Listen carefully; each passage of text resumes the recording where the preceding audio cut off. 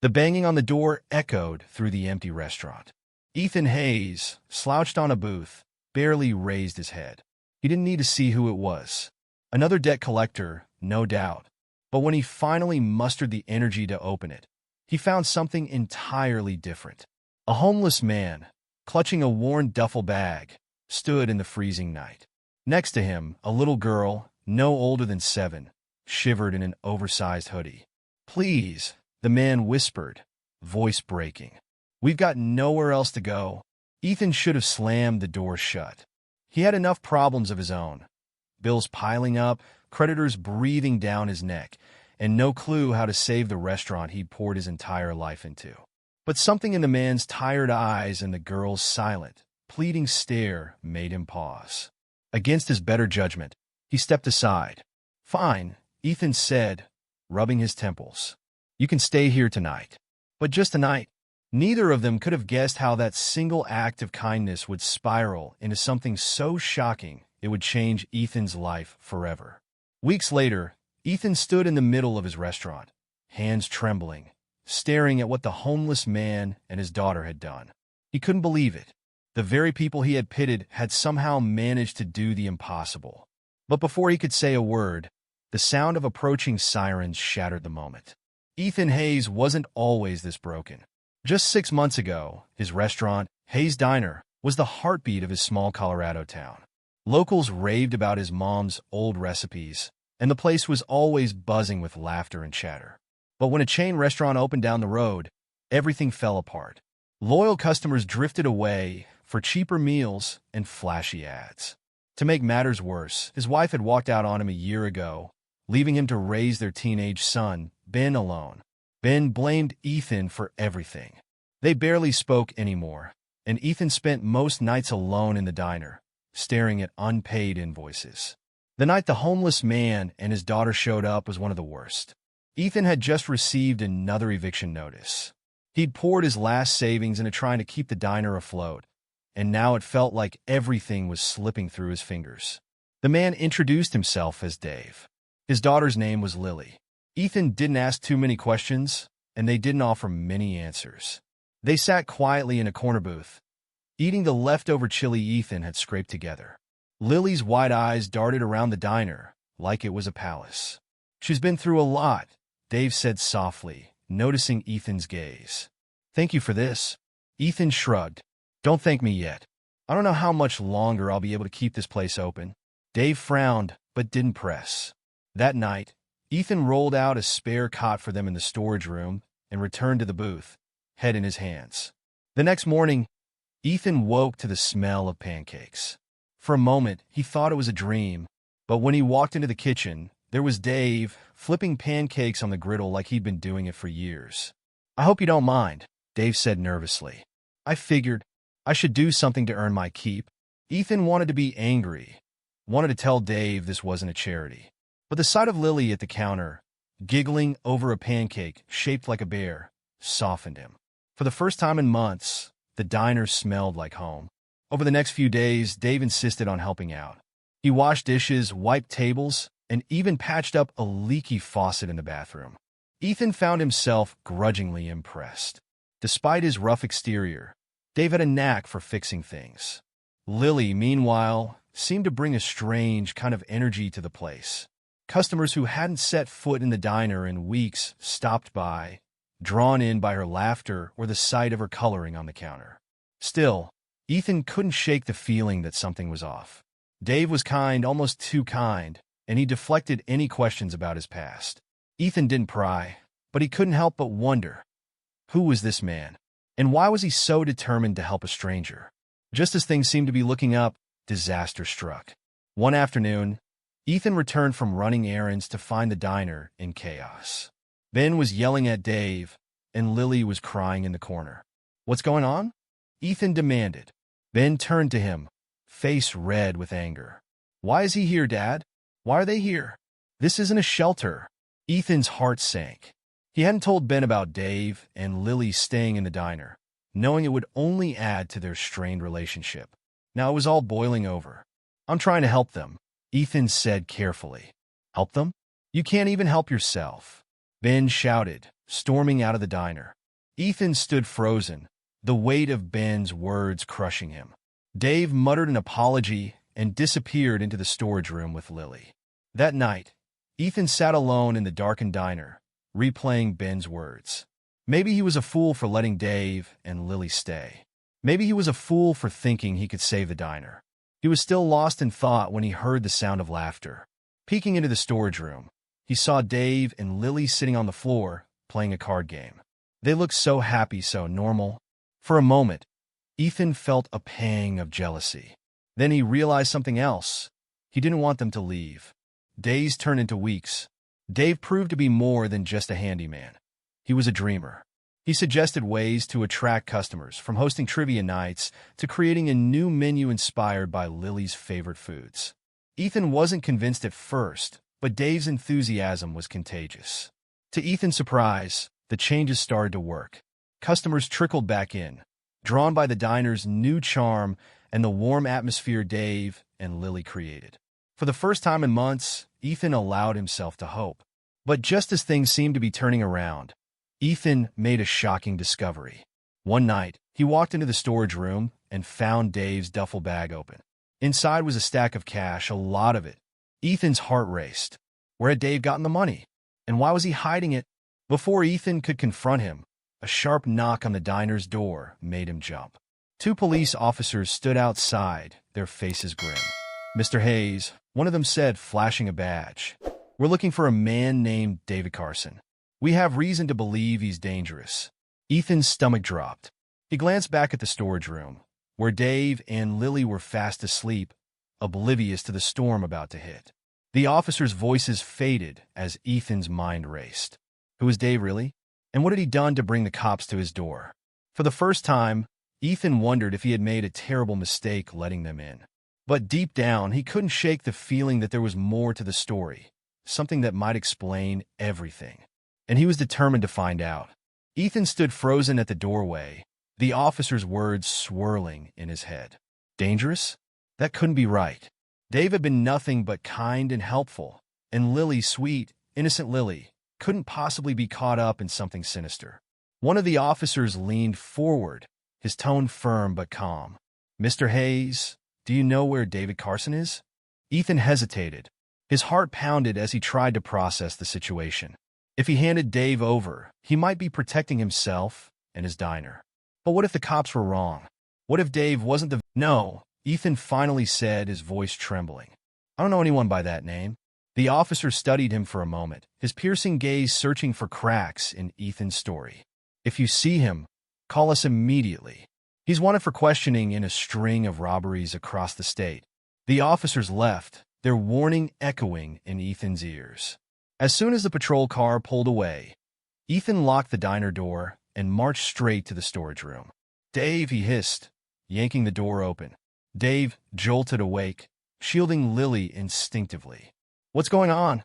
he asked groggily. "Police were just here," Ethan said, his voice low but sharp. "They're looking for someone named David Carson. Care to explain?" Dave's face drained of color. He pulled Lily closer, his hands trembling. I can explain, Ethan. Just give me a chance." Ethan crossed his arms, his patience hanging by a thread. "Start talking. Now." Dave took a deep breath, glancing at Lily before he began. "My real name is David Carson," he admitted. "But I didn't rob anyone. I swear. I used to work for a contractor who specialized in private security. The guy was corrupt. He used his business as a front for illegal deals. When I found out, I tried to blow the whistle. Instead, he framed me for stealing from him." Ethan's brow furrowed. "And the money in your bag?" Dave hesitated, then pulled the bag closer. "It's not stolen, if that's what you're thinking. It's all I had left after selling everything I owned. I was trying to get Lily and me out of this mess. Why didn't you go to the police?" Ethan demanded. "I did." Dave's voice cracked with frustration. "But no one believed me. The contractor has friends in high places. Every time I tried to clear my name, it got worse. Eventually, I had no choice but to run." Ethan rubbed his temples, trying to make sense of it all. It sounded far-fetched, but there was a sincerity in Dave's voice that was hard to ignore. "And then there was Lily. Her wide, fearful eyes said more than words ever could. The next few days were tense. Ethan couldn't stop thinking about the police or the money in Dave's bag. Part of him wanted to kick them out and wash his hands of the whole mess. But every time he looked at Lily, he couldn't bring himself to do it. Meanwhile, business at the diner continued to pick up. Word had spread about the new menu and the trivia nights, and customers were starting to return. Ethan even caught Ben sneaking into the diner a few times, though he always left before Ethan could talk to him. Dave worked harder than ever, trying to prove himself. He fixed the fryer, repainted the diner's sign, and even helped Ben with his homework one night when he unexpectedly dropped by. Slowly, the tension began to ease. But just as things were starting to feel normal again, another crisis struck. It was a Friday night, and the diner was busier than it had been in months. Trivia night was in full swing, with customers laughing and shouting answers as Ethan rushed around taking orders. Dave was in the kitchen, flipping burgers, while Lily helped set out glasses of water at the tables. For the first time in a long time, Ethan felt hope. Maybe they could actually pull this off. Maybe the diner wasn't doomed after all. But just as he was carrying a tray of food to a table, the front door slammed open. Ethan turned to see the same two police officers from before, their faces grim. "Mr. Hayes," one of them said loudly, silencing the room. "We have a warrant to search the premises." The tray slipped from Ethan's hands, crashing to the floor. Customers whispered among themselves, their eyes darting between Ethan and the officers. "This is a mistake," Ethan stammered, his heart pounding. "I told you I don't know."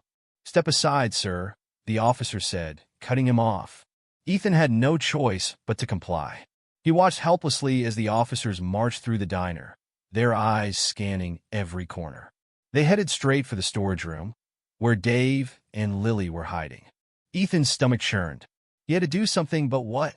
If he tried to stop them, he'd only make things worse. But if he let them find Dave, it could mean the end for all of them. The officers reached the storage room and opened the door.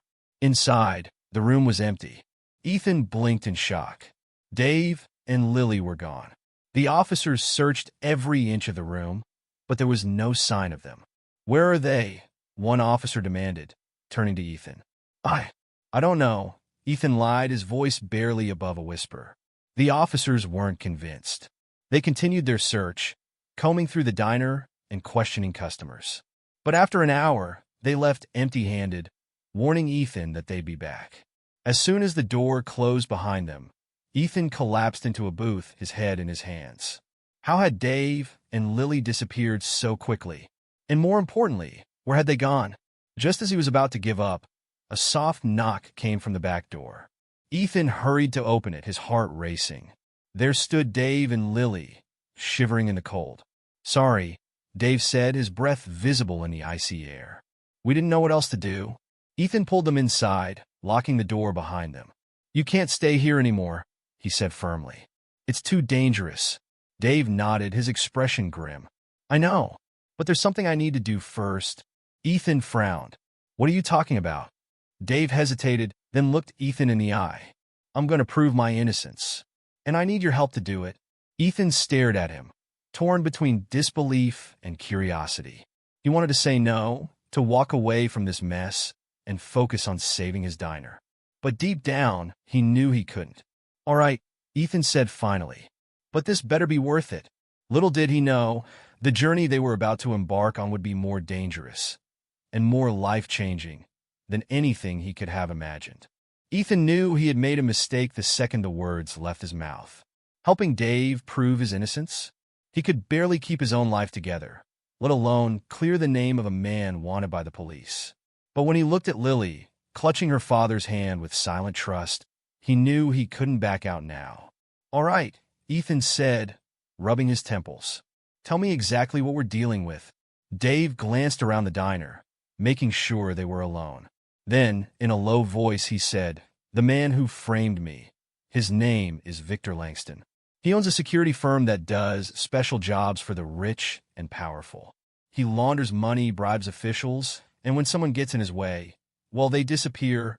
Ethan swallowed hard. "Disappear?" "As in, exactly what you think," Dave interrupted.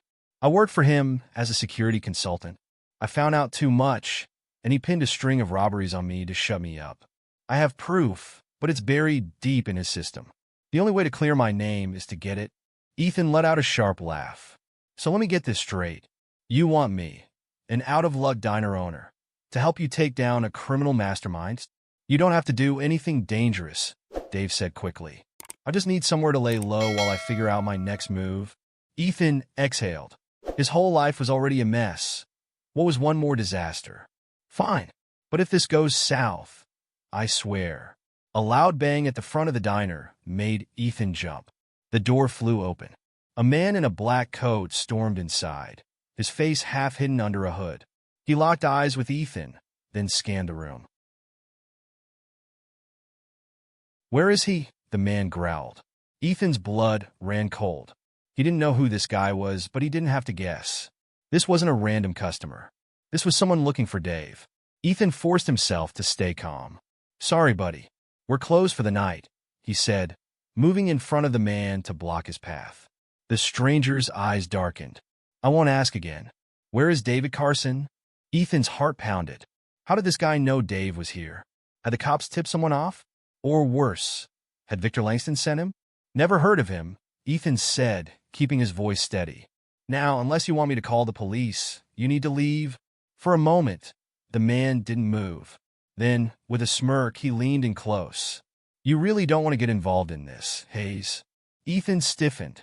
"He knows my name?" Before Ethan could respond, the man turned and walked out, the bell above the door jingling softly. Ethan let out a breath he didn't realize he'd been holding. "We need to go," Dave said urgently. "Now." Ethan turned to him. "And where exactly do you think we're going to go? I can't just abandon my diner." "If that guy works for Langston, you won't have a diner to come back to," Dave said grimly. "They'll burn this place to the ground just to make sure I don't have anywhere to hide." Ethan's hands clenched into fists. His entire life, everything he had fought for, was falling apart faster than he could keep up. Lily tugged on his sleeve. "Mr. Ethan, I don't want to go." Her voice was barely above a whisper. Ethan's heart twisted. He wanted to tell her it would all be okay, but he wasn't sure that was true. Suddenly, the soft hum of an engine outside caught his ear. He peeked through the blinds. A black SUV idled across the street. They were being watched. Ethan moved fast. He grabbed his car keys and turned to Dave. "We're taking my truck. We need to get out of here now." Dave nodded, scooping Lily into his arms. They slipped out the back, moving quickly through the alley behind the diner. Ethan's old pickup was parked a block away. As soon as they reached it, he yanked the door open and jumped in. Dave slid into the passenger seat. Lily curled up in his lap. "Go!" Ethan stomped on the gas. The truck lurched forward, speeding down the empty road. In the rearview mirror, the SUV's headlights flicked on. "They're following us?" Ethan said through clenched teeth. Dave turned in his seat. "Take the next left. We need to lose them." Ethan swerved onto a dark, winding road that led into the woods. The truck bounced violently over potholes. Lily whimpered. "Daddy, I'm scared." Dave held her tight. "It's okay, sweetheart." But it wasn't okay. The SUV was still behind them, closing in. Ethan gritted his teeth. "I can't outrun them." Then he saw it, an old dirt path leading off the main road. "Hold on!" Ethan shouted. He yanked the wheel hard to the right. The truck skidded onto the dirt path, kicking up a cloud of dust. The SUV overshot the turn. Ethan didn't wait to see if they recovered. He gunned the engine, speeding deeper into the woods. Finally, after what felt like forever, the SUV's headlights disappeared. Ethan pulled over, hands shaking. Dave exhaled. "That was close." Ethan turned to him. "This is insane. Who the hell are these people?" Dave rubbed his face. "Langston's men. They must have found out I was here." Ethan ran a hand through his hair. "Well, what now? We can't go back to the diner. And we sure as hell can't stay out here all night." Dave was silent for a moment. Then he said, "I know someone who can help us. But we'll have to go to Denver." Ethan sighed. "Great. More running." Dave looked at him, eyes serious. "This isn't just about me anymore, Ethan. You got dragged into this because of me. I won't blame you if you want out." Ethan let out a dry laugh. "Are you kidding? I'm in way too deep to walk away now." Dave gave him a small, grateful nod. Ethan started the engine again. All right, let's go to Denver. As the truck rumbled down the dark road, Ethan had a sinking feeling that this was only the beginning of the nightmare. And he was right. The truck rumbled down the lonely highway, the only sound the hum of the tires against the asphalt. The tension in the cab was thick, like a storm waiting to break. Ethan gripped the wheel tightly, his knuckles white. The events of the past hour played over in his head like a broken record. His diner was gone. He had spent years building it, trying to keep his mother's dream alive. And now, because of Dave's past, he had been forced to run, leaving behind everything he had worked for. Ethan exhaled sharply, gripping the steering wheel tighter. Who's in Denver? Dave glanced at Lily, who was curled up in the seat between them, her small body wrapped in Ethan's old hoodie. She had finally fallen asleep, her soft breaths the only thing keeping the tension from swallowing them whole. Her name's Ava Reynolds, Dave said.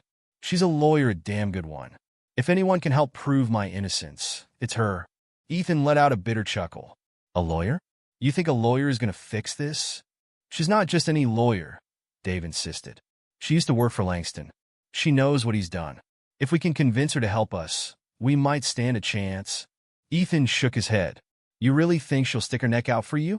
What if she's on his side? Dave sighed, rubbing his hands over his face. She won't be. I saved her life once. She owes me. Ethan didn't like this. He didn't trust it. But what other choice did they have? The thought barely had time to settle before the truck's engine sputtered. Ethan's stomach dropped. Not now. He tapped the gas. The truck jerked violently, then coughed before the dashboard lit up with warning signals. No, no, no, Ethan muttered, steering onto the shoulder. Dave sat up straight. What's wrong? Ethan let out a string of curses under his breath as he put the truck in park. We're out of gas. Dave blinked. You didn't fill up before we left? Ethan shot him a glare.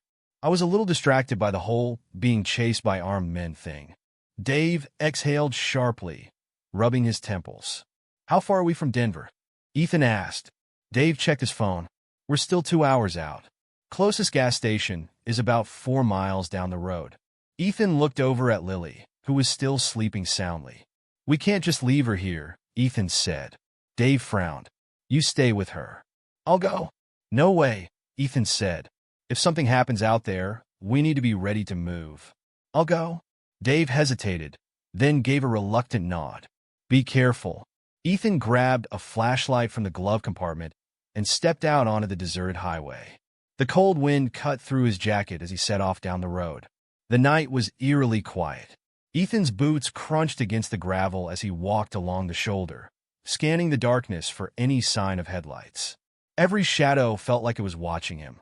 He kept one hand close to his pocket, where he had stuffed a pocket knife. A weak defense, but it was better than nothing. The gas station came into view, its flickering, open 24 hours sign a welcome sight. Ethan quickened his pace, but as he neared the entrance, a chill ran down his spine. Something wasn't right. The glass doors were cracked, the fluorescent lights inside flickering like a dying heartbeat. A small, help wanted sign was taped to the window, but the letters were smudged with something dark. Ethan pushed open the door cautiously. The bell above jingled, the sound unnervingly loud in the empty station. Nobody was behind the counter. The shelves were in disarray, and a half-eaten sandwich sat abandoned on the register. Ethan's pulse quickened. Hello? He called out. Silence. Then a noise. A soft shuffling from the back of the store. Ethan took a slow step forward. Hey, is someone here? A shadow flickered past one of the aisles. Ethan's breath hitched. Look, I just need some gas, he said, trying to keep his voice steady. I'll be out of your way in a minute. Silence. Then a whisper. Ethan couldn't make out the words, but they sent a shiver down his spine. He turned the corner and came face to face with a man covered in blood. Ethan's heart nearly stopped. The man was breathing heavily, his chest rising and falling in ragged gasps. His shirt was soaked in red, his hands clutching a deep wound in his side. Help! The man choked out, his eyes wild with pain. Ethan took a shaky step back. What happened? The man's lips trembled. They found me? Ethan's blood ran cold. Before he could react, the man lurched forward, gripping Ethan's jacket. They're coming, he rasped, his eyes darting toward the door. A single gunshot rang out. The glass windows behind them shattered, sending shards flying through the air. Ethan ducked, pulling the bleeding man down with him. His heart hammered as he turned toward the entrance. A figure stood outside, gun in hand, their face hidden under a hood. The man beside Ethan let out a weak sob. Run? Ethan didn't need to be told twice. He bolted toward the back exit, shoving open the door just as more bullets tore through the store. He sprinted into the night, his pulse roaring in his ears. The truck was 4 miles away, and now someone was hunting him too. Ethan ran. The cold night air burned his lungs, and every breath felt like fire. The sound of gunshots had stopped, but that didn't mean whoever was behind them had given up. He didn't dare look back. His only focus was getting to the truck, getting to Dave and Lily. His boots pounded against the asphalt as he pushed forward. Every muscle in his body screamed, but he didn't slow down. After what felt like an eternity, the dark outline of the truck appeared in the distance. Relief flooded his chest, until he noticed something that made his blood freeze. Headlights. A black SUV was parked just a few hundred feet away from the truck. They had found them. Ethan's stomach dropped. He had to warn Dave. Digging into his pocket, he yanked out his phone and dialed. Ring. Ring. Come on. Ring. Then Dave picked up. Ethan? Dave's voice was hushed, urgent. They're there, Ethan panted. They found the truck. Get out of there now. Silence. Then a clunk, the sound of a door opening. Too late, Dave whispered. Ethan's heart slammed against his ribs. He slowed his pace, dropping low behind a cluster of trees. From his position, he could see the SUV, its headlights casting long shadows across the road. 2 men stood by the truck, guns in hand. Dave was outside the truck now, his hands raised in surrender. Ethan's pulse pounded in his ears. He scanned the area. Where was Lily? Then he saw her. Lily was still in the truck, hiding behind the front seat. Ethan gritted his teeth. If he didn't do something fast, they'd find her. He had no weapon, no backup, but he had one shot. Reaching into his jacket, he pulled out his truck keys and gripped them tight. Then, with every ounce of strength he had left, he hurled them into the darkness behind the SUV. Clang! The sound echoed like a gunshot. The 2 men snapped their heads toward the noise, guns raised. It was just enough of a distraction. Dave moved. He lunged forward, grabbing the nearest man's gun arm and yanking it down. The second man spun toward them, but before he could react, Dave slammed his knee into the first man's stomach, knocking the wind out of him. The second man lifted his gun. Ethan tackled him. The impact sent both of them crashing to the ground. Ethan's fists flew, fueled by pure adrenaline. He landed a solid punch to the man's jaw, but the guy was strong. Before Ethan could land another hit, the man twisted, shoving him off. Ethan barely had time to react before the man pulled a knife. A flash of silver glinted in the moonlight. Ethan rolled just in time. The blade missed his throat by inches. Ethan! Dave shouted. A loud crack rang out. Dave had grabbed the first guy's gun and fired. The bullet slammed into the ground just inches from the man with the knife. Drop it! Dave roared. The man hesitated. Then slowly he let the knife fall. Panting, Ethan pushed himself up, hands shaking. Dave kept the gun trained on them. Get in the SUV. The 2 men hesitated. Now! Dave barked. They complied, climbing into the black vehicle. Dave motioned to Ethan. Keys! Ethan tossed them over. Dave walked to the SUV's front tire, then stabbed the key straight into the valve. The loud hiss of air escaping filled the night. Dave stepped back. That should slow them down. Ethan exhaled sharply. We need to get out of here. Now. They rushed to the truck. Lily peeked up from the back seat, her big eyes filled with tears. Ethan's chest ached. No child should have to go through this. It's okay, sweetheart, Dave said, scooping her into his arms. We're safe. Safe. But for how long? Ethan drove. The road stretched before them, dark and endless. Nobody spoke. Lily had fallen asleep again, curled up against Dave's chest. Dave, staring out the window, hadn't said a word since they left. Ethan gripped the wheel, his knuckles white. What now? he finally asked. Dave sighed. Denver. Ava's our only shot. Ethan wasn't convinced, but at this point, he had nothing left to lose. Then, Dave spoke again. There's something I haven't told you. Ethan clenched his jaw. Of course there is. Dave hesitated. Then he said, Victor Langston isn't just trying to silence me. Ethan frowned. Then what? Dave's eyes were dark. He wants Lily. A chill crawled up Ethan's spine. What? Dave's hands tightened into fists.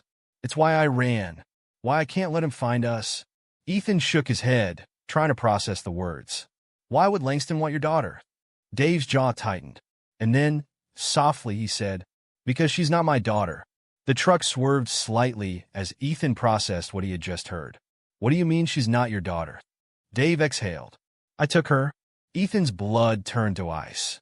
You kidnapped her? No. Dave snapped. I saved her. Ethan stared ahead, his grip on the wheel tightening. You better start explaining. Now.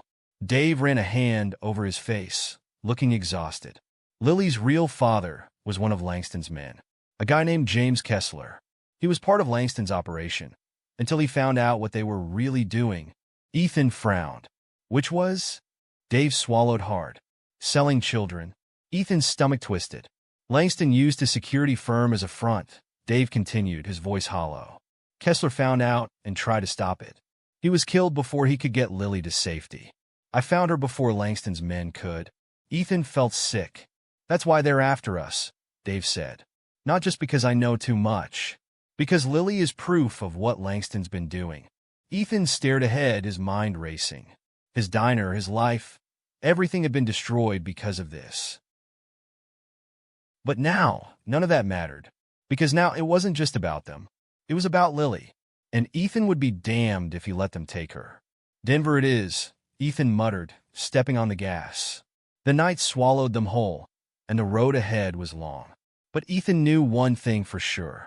They were running out of time. Ethan drove through the darkness, his mind racing. Every instinct screamed at him to turn around and get as far away from this mess as possible. But there was no turning back now. Lily's soft breathing was the only sound in the cab. She had no idea what kind of danger surrounded her, what kind of monsters were hunting her. Ethan tightened his grip on the wheel. He wouldn't let them take her, no matter what. Dave exhaled beside him. We'll be in Denver in less than an hour. We need a plan. Ethan scoffed. Yeah? And what's the plan, exactly? Knock on this Ava Reynolds' door and hope she doesn't slam it in our faces? She won't, Dave said firmly. Ethan shot him a sideways glance. You seem real sure about that. I told you, Dave muttered. She owes me. Ethan didn't like the way he said that. But before he could press further, the truck's headlights caught something on the road ahead. A car, stopped in the middle of the highway. Ethan slowed, his stomach tightening. You see that? Dave nodded, his body tensing. Yeah, keep going, but stay alert. As they got closer, Ethan's pulse pounded. The car was wrecked. The hood was crumpled, steam hissing from the engine. The driver's side door hung open. No one was inside. Ethan's gut screamed at him to keep driving. But then, a woman stumbled out from behind the car. She was covered in blood. Her eyes were wide with terror. She waved her arms frantically, mouthing something Ethan couldn't hear. Dave sat up straighter. Ethan. Gunfire erupted from the trees. Bullets tore through the air, shattering the windshield. Go! Dave shouted. Ethan slammed his foot on the gas. The truck lurched forward, tires squealing as they sped past the wrecked car. The woman dove out of the way, but Ethan barely had time to process it, because suddenly, a black SUV roared onto the road behind them. Hold on! Ethan yelled. The SUV's high beams flashed on, nearly blinding him. A second later, the vehicle slammed into their back bumper. The impact sent the truck skidding. Lily let out a frightened gasp, her tiny hands clutching Dave's arm. Ethan fought the wheel, trying to keep control. They're trying to run us off the road. Dave turned in his seat. Keep driving, I'll handle it. Ethan didn't get the chance to ask what that meant, because the next thing he knew, Dave was climbing out of the passenger window. What are you doing? Ethan shouted, but Dave was already moving. He grabbed onto the roof rack, pulling himself onto the top of the truck. Ethan couldn't believe what he was seeing. Dave balanced himself, then leapt onto the hood of the SUV behind them. Ethan barely had time to process it before gunshots rang out again. The SUV swerved violently. Ethan could see Dave grappling with the driver through the shattered windshield. The SUV jerked, spinning out of control. Then, it flipped. Ethan barely managed to swerve out of the way as the vehicle tumbled across the highway, metal screeching against pavement. Then, silence. Ethan slammed the brakes. The truck skidded to a stop, the smell of burnt rubber filling the air. Dave! Ethan jumped out, racing toward the wreckage. The SUV lay on its side, smoke curling from the engine. Then movement. Ethan's heart leapt. Dave crawled out of the shattered windshield, bloodied but alive. He stumbled forward, coughing. That was way too close. Ethan let out a shaky breath. You're insane. Dave grinned through the pain. And yet, it worked. Ethan ran a hand through his hair, still trying to process what just happened. Then a soft cry caught his attention. He turned. The woman from the wrecked car. She had managed to crawl to the side of the road. Ethan rushed over, kneeling beside her. Hey, stay with me. What happened? Her lips trembled. They killed them, she gasped. Ethan's stomach twisted. Who? Her bloodied hand gripped his sleeve. Langston. 30 minutes later, Denver. Ethan pulled the truck into a dark alleyway, cutting the engine. Dave sat in the passenger seat, his face pale. He had taken a bad hit during the fight, but he refused to stop. Lily was quiet in the back seat, her eyes heavy with exhaustion. The woman they had picked up, Mira, was barely conscious, her injuries worse than they initially thought. But there was no time to stop, because now they were in Denver, and they had one last hope. Dave turned to Ethan. You ready? Ethan let out a breath. No. Dave smirked. Good. Let's go. They climbed out of the truck, Lily clinging to Dave's hand. The building in front of them was dark and nondescript. But this was it. Ava Reynolds' office. Their only shot at getting out of this alive. Ethan walked up to the door. He knocked. For a long moment, nothing. Then, the door unlocked. A woman with sharp eyes and a loaded pistol stared at them from the doorway. Ava Reynolds. Her gaze swept over them. Then she sighed. I was wondering when you'd show up. She stepped aside. Come in. We don't have much time. Ethan hesitated for half a second before stepping into the darkened office. Ava Reynolds shut the door behind them, locking it with a heavy click. The room was cold, lined with bookshelves and file cabinets. A cluttered desk sat in the center, covered in paperwork and an old laptop. Ava's sharp eyes studied each of them. Her gaze lingered on Dave, then flicked to Lily. You brought the girl? She asked, voice low. Dave's jaw tightened. I had to. Ava exhaled, rubbing her temple. Do you have any idea what kind of firestorm you just walked into? Ethan crossed his arms. Lady, we've been dodging bullets all night. Whatever storm you're talking about, we're already in it. Ava eyed him for a moment, then gestured toward the couch. Sit down and start talking. Dave helped Lily onto the couch before turning to Ava. We need your help. Ava scoffed. No kidding. Dave leaned forward. Langston's men are after us. They know where we are. We don't have much time. Ava folded her arms. And why exactly should I help you, Dave? You disappeared years ago. Didn't even tell me you were alive. Dave ran a hand through his hair. I know, but you're the only person I can trust. Ava let out a dry laugh. Trust? You think you can trust me?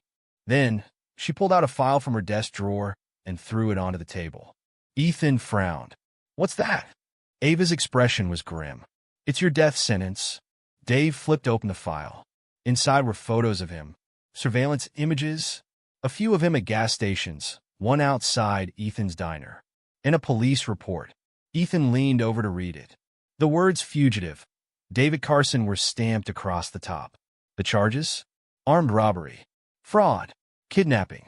His stomach turned. Langston had set up everything. Dave's voice was tight. Where did you get this? Ava leaned back. Langston's been looking for you for a long time. And now, he's making sure every cop in the state knows your face. Ethan rubbed his forehead. So what you're saying is we're screwed? Ava studied him. I don't know who you are, but yeah, that about sums it up. Dave didn't react. He was staring at the report, his hands clenching into fists. Ava sighed. Look, Dave, I owe you. I know that. But helping you means going to war with Langston. Dave looked at her. Are you saying no? Ava didn't answer right away. Then, she grabbed a bottle of whiskey from the desk, pouring herself a glass. She took a slow sip. Then, finally, she said, I'm saying, if we do this, we do it my way. Ethan watched as Ava paced the room. Langston is dangerous, she said. He owns people. Judges, cops, politicians, all of them. Dave nodded. I know. Ava shot him a glare. No, Dave. You don't. She picked up a folder and tossed it on the table. Ethan opened it, and what he saw made his blood go cold. Inside was a photo of a dead man. His throat had been cut, his eyes wide open in terror. Ethan swallowed hard. Oh, his name was Daniel Vega, Ava said. He was a journalist. He tried exposing Langston's operation. Dave's face darkened. Langston had him killed. Ava nodded. And if we make the wrong move, we'll end up just like him. Ethan let out a shaky breath. So what's the plan? Ava hesitated. Then she said, there's only one way to take Langston down. She locked eyes with Dave. We need proof. The kind that can't be buried. Dave nodded. You mean the offshore accounts? Ethan frowned. Wait, offshore accounts? Ava smirked. Langston launders millions through shell companies overseas. If we get access to his ledgers, we'll have enough evidence to bury him alive. Ethan let out a dry laugh. Right? And how exactly do we do that? Ava's smirk disappeared. Then, she turned her laptop around. The screen displayed a blueprint of a building. A high-rise tower. Langston's corporate headquarters. Ethan's stomach sank. Oh, hell no. Ava ignored him. Langston keeps his most sensitive files in a private server. On the top floor of this building. Dave nodded. So we break in? Ethan stared at him. Are you insane? Dave turned to him. It's the only way. Ethan ran a hand through his hair. Let me get this straight. You want us to walk into Langston's personal office, hack into his servers, and steal evidence that could send him to prison? Ava smiled. Pretty much. Ethan groaned. Fantastic. I'm surrounded by lunatics. Ava ignored him. We can't do this alone. We'll need help. Dave frowned. Oh. Ava hesitated. Then, she pulled out her phone, dialed a number. After a few rings, someone picked up. A deep male voice. Didn't think I'd hear from you again, Reynolds. Ava's tone was cool. We need a hacker. The man on the line chuckled. You need the best. Ava smirked. I need you, Jackson. There was a pause. Then, where do you want to meet? Ava hung up. Then she turned to Ethan and Dave. We leave in 10 minutes. Ethan exhaled sharply. Great. Another thing to add to my ways I might die list. Ava smirked. You haven't seen anything yet. And just like that, they were planning a heist. Ethan sat in the passenger seat of Ava's car, gripping the door handle a little too tightly. Denver city lights flashed past as they weaved through traffic, heading toward a part of town Ethan had no business being in. Lily was curled up in the back seat, her tiny form wrapped in Dave's jacket. She had been too exhausted to fight sleep, which was a small blessing. Ava, focused on the road, muttered, You two better not screw this up. Ethan scoffed. Oh yeah, let me just add breaking into a criminal empire to my skill set real quick. Ava ignored him. Dave, however, was deep in thought, staring out the window. Ethan nudged him. You sure about this? Dave didn't respond right away. Then finally he said, It's not about being sure. It's about having no choice. Ethan sighed. That's what he was afraid of. They pulled into a dimly lit alleyway. A lone figure leaned against a rusted dumpster, smoking a cigarette. He looked up as they parked, flicking the cigarette away before approaching. Ethan sized him up instantly. Late 30s, shave head, wiry build. There was something dangerous about him, even in the way he moved. Jackson, Ava greeted, stepping out of the car. Jackson smirked. Reynolds, still getting yourself into trouble, I see. Ava rolled her eyes. You in or not? Jackson chuckled. I don't work for free. Ava handed him a thick envelope.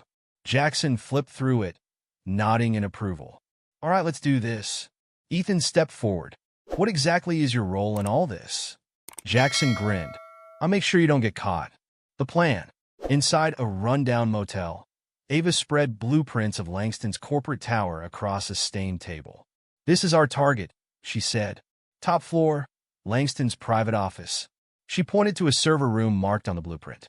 "The files we need are encrypted and locked in this server. Jackson can access them if we get him inside." Jackson smirked. "Piece of cake." Ethan raised an eyebrow. "You sound confident." Jackson grinned. "That's because I'm good." Ava continued. "Security's tight. Armed guards, cameras, motion detectors. We have one shot at this." Ethan ran a hand through his hair. "And if we fail?" Ava met his eyes. "Then we die." "Great." The break-in. It was 2 a.m. when they pulled up near Langston's tower. The streets were quiet. Too quiet. Ethan's heart pounded as he adjusted the security badge Jackson had forged for him. "This is insane," he muttered. Jackson grinned. "Relax. Just walk in like you own the place." Ava nodded. "Dave and I will create a distraction while you and Jackson get to the server room." Ethan exhaled sharply. "No pressure, huh?" Jackson clapped him on the shoulder. "Just don't get shot." Not helping.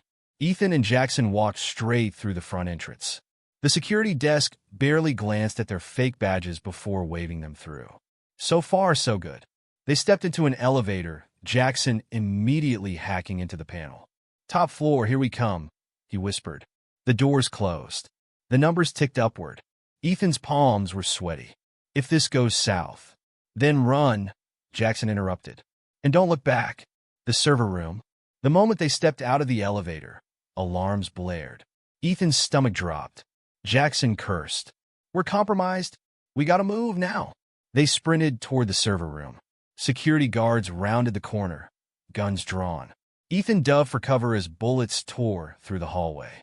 Jackson skidded toward the server door, typing furiously into a keypad. "Hurry up!" Ethan shouted. Jackson gritted his teeth. "Almost there." Click. The door slid open. They barreled inside, locking it behind them. Jackson immediately plugged into the server, fingers flying over the keyboard. Ethan pressed his ear to the door. Footsteps. Getting closer. Jackson's screen flashed green. "Got it." Ethan exhaled. "Good. Now do we get out?" Jackson smirked. "We don't." Ethan blinked. "What?" Jackson turned the laptop around. On the screen, surveillance footage of Ava and Dave. Surrounded. Ethan's blood ran cold. "This was a trap," Jackson said. Ethan's stomach churned. "Langston knew we were coming." The ambush. Ava and Dave stood in the lobby, hands raised. Langston himself stood before them, flanked by 4 armed men. He smirked. "You really thought you could outsmart me?" Dave clenched his jaw. "It was worth a shot. You know, Dave, I almost admire your persistence. But now, you've forced my hand." He turned to one of his men. "Bring the girl." Dave's breath hitched. Ava's eyes widened. "No." Langston smiled. "You thought we wouldn't find her?" A guard dragged Lily into the room. She whimpered, clutching a stuffed animal. Dave lunged forward. "Don't you touch her." A guard slammed a gun into his stomach, making him double over. Langston smirked. "This is how it ends." Ava swallowed hard. Dave glared up at him. Langston leaned in, voice cold. "Say goodbye." Then, the building exploded.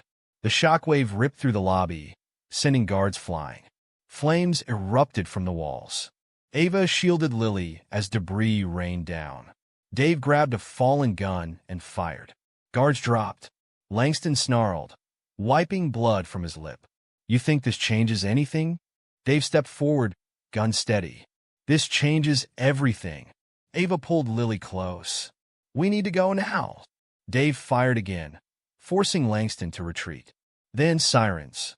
Police. SWAT. Langston's empire was falling. Dave grabbed Lily's hand. "Run!" Ava pulled Ethan's arm as he and Jackson burst from the stairwell. "Move!" she screamed. They sprinted for the exit, bullets whizzing past. The building shook as another explosion rocked the floor below. Then, everything went white. Ethan's ears rang. Smoke filled his lungs. He coughed, pushing himself up. "Ava?" "Dave!" A figure stumbled through the smoke. "Dave!" Holding Lily. "Alive!" Ethan let out a shaky laugh. We made it. Ava coughed. Not yet. They turned and saw Langston, bleeding, burned, and holding a gun. This isn't over, he rasped. Ethan's breath caught. Then, bang, Langston's body jerked. A bullet ripped through his chest. His eyes widened. Then he fell, dead. Ethan turned. Jackson was holding the smoking gun. Jackson smirked. Told you I was good. And just like that, it was over. Ethan stood frozen as Langston's body hit the ground. For months, this man had hunted them, destroyed their lives, and now he was dead. The air was thick with smoke, the building behind them crumbling from the explosions. Police sirens wailed in the distance. Move, Ava said, snapping Ethan out of his trance. Dave clutched Lily tightly, his face unreadable. Jackson flicked the safety back on his gun.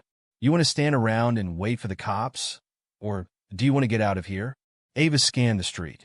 There's a service tunnel a block down. If we get in there, we might have a chance of disappearing before SWAT locks down the area. Ethan ran a hand through his hair. You sure about that? Ava didn't answer. She was already moving. They ran. The service tunnel was hidden behind an abandoned parking lot. Ava led the way, yanking open a rusted metal door. They slipped inside just as the first police helicopters buzzed overhead. Dave set Lily down, kneeling in front of her. You okay, sweetheart? Lily nodded, but her little hands trembled.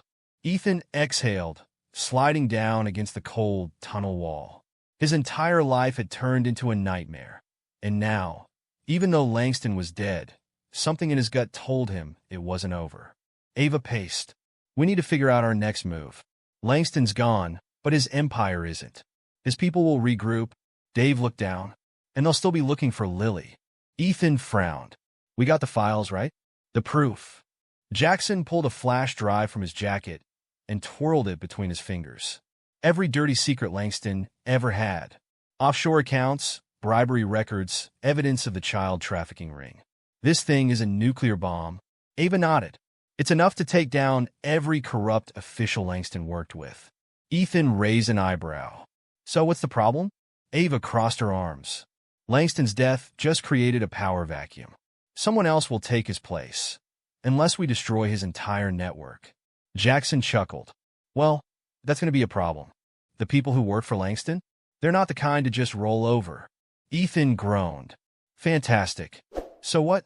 We spend the rest of our lives running. Dave's jaw clenched. No, we finished this. Ava raised an eyebrow. You got a plan? Dave turned to Jackson. Can you get this to the feds? The right people? Jackson smirked. I know a guy. Ethan snorted. Of course you do.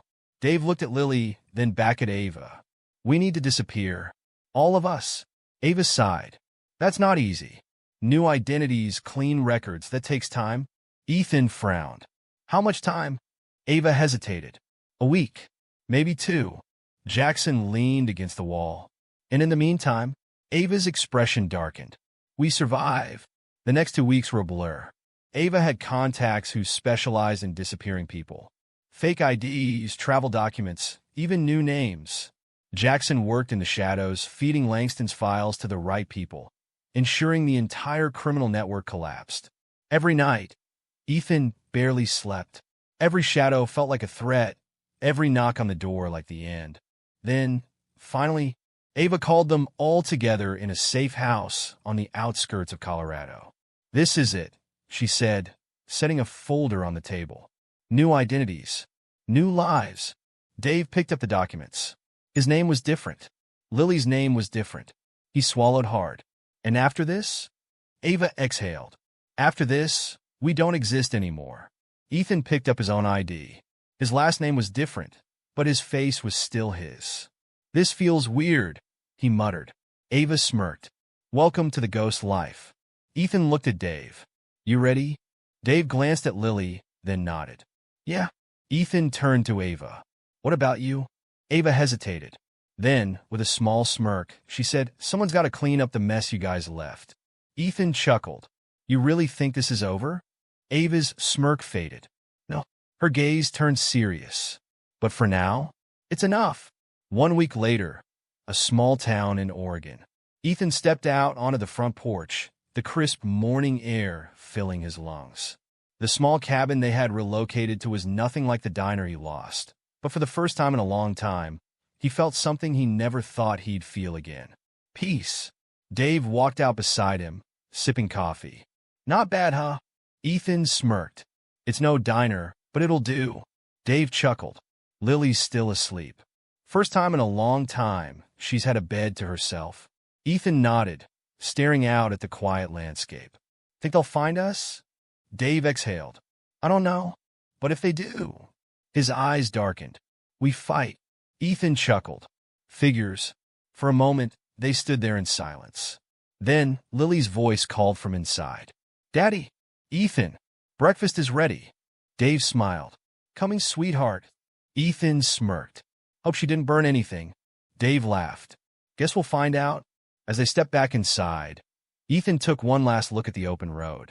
Maybe someday, the past would catch up to them. Maybe someday, they'd have to fight again.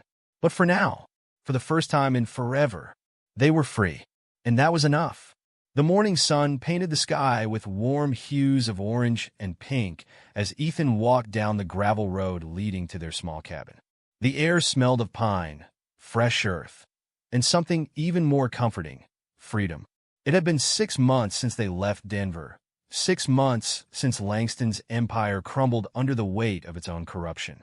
The files jacked. Some of Langston's top men were arrested, while others vanished, either into hiding or into the hands of even worse people. Ava had stayed behind, keeping her promise to clean up the mess. Ethan had no doubt she was still out there somewhere, pulling strings, ensuring that Langston's reach never extended beyond the grave. As for Jackson, no one knew where he went. One day he was there, the next gone. That was his way. But Ethan wasn't looking over his shoulder anymore. He wasn't running. For the first time in years, he felt alive. The door to the cabin swung open, and Lily rushed outside, barefoot and giggling. Ethan, you're late for breakfast, she scolded, hands on her tiny hips. Ethan smirked. What's the punishment for that? Lily grinned mischievously. You gotta do the dishes. Ethan groaned. You're ruthless. Lily giggled, grabbing his hand and dragging him inside. The smell of pancakes filled the small kitchen. Dave stood by the stove, flipping the last batch. His expression was lighter now. The haunted look in his eyes had faded. He had spent years running, but now he was finally home. You sure she didn't burn anything? Ethan teased. Dave smirked. Only a little? Lily huffed. I didn't burn it. It's just extra crispy. Ethan chuckled, ruffling her hair. I stand corrected. They sat down, sharing breakfast in a way that felt so normal.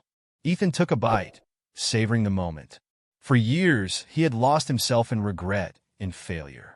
His diner was gone, his old life a memory. But this was better. He wasn't just some washed-up restaurant owner anymore. He was family, and no one could take that away. After breakfast, Ethan stepped outside, breathing in the fresh mountain air. The world felt different now. Safer. Maybe trouble would come knocking again one day. Maybe someone from Langston's past would come looking for revenge. But they would be ready. Dave stepped out beside him, sipping his coffee. You ever miss it? Ethan raised an eyebrow. Miss what? The diner. The old life. Ethan was quiet for a moment, watching the wind rustle through the trees. Then he smiled. Nah, he said. Not anymore. Dave chuckled. Yeah, me neither. The sound of Lily's laughter echoed from inside. Ethan smirked. We should probably get back in there before she starts planning our next punishment. Dave sighed dramatically. Too late. She already told me I have to teach her how to fix the truck today. Ethan laughed. She's got you wrapped around her little finger. Dave smiled. Yeah, and I wouldn't have it any other way. Ethan nodded. For the first time in forever, they weren't running. For the first time in forever, they were home.